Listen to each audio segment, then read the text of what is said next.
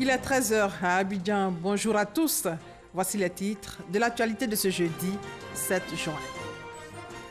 À la une, bientôt le démarrage des travaux de l'université de Bondoukou. Recensement général de la population de l'habitat, une nouvelle opération en 2019, des décisions du Conseil des ministres d'hier.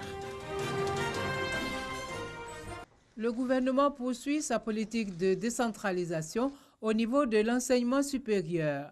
Les travaux de construction de l'université de Bondoukou démarrent bientôt avec la ratification de 2 accords cadres entre la Côte d'Ivoire et la Banque islamique de développement. Ce sont au total 66 828 millions qui ont été mobilisés en vue du financement de cet important projet. Ce projet s'inscrit dans le cadre du programme de décentralisation des universités.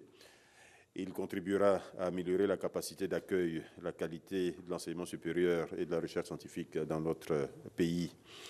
Et plus précisément, ce projet va concerner la construction de la nouvelle université de Bondoukou, d'une capacité d'accueil initiale de 3 000 étudiants, ainsi que la construction d'une résidence de 1 000 chambres pour le logement des étudiants.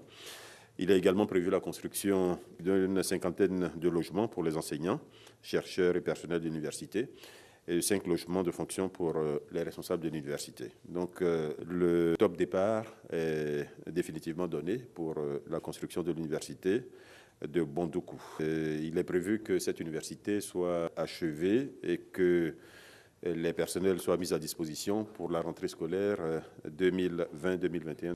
L'autre sujet nous emmène à Bingerville, où 300 points focaux issus des grandes écoles privées du pays sont outillés à la qualité. Ils devront aider à rendre plus compétitives leurs différentes structures d'éducation en mettant l'accent sur la culture de la qualité. Walter Amadou Ouattara.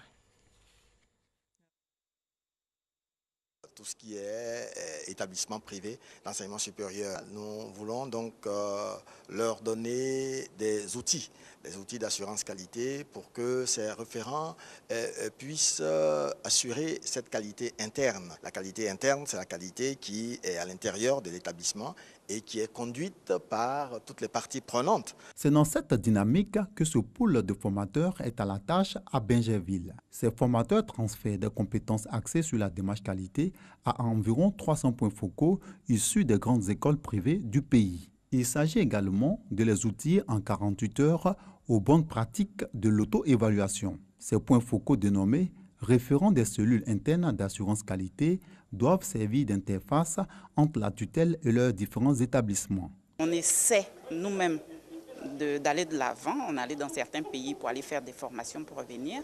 Mais que ce soit fait aujourd'hui au plan national, je pense que c'est une très très bonne chose pour toutes les écoles de la Côte d'Ivoire. Cette formation est capitale.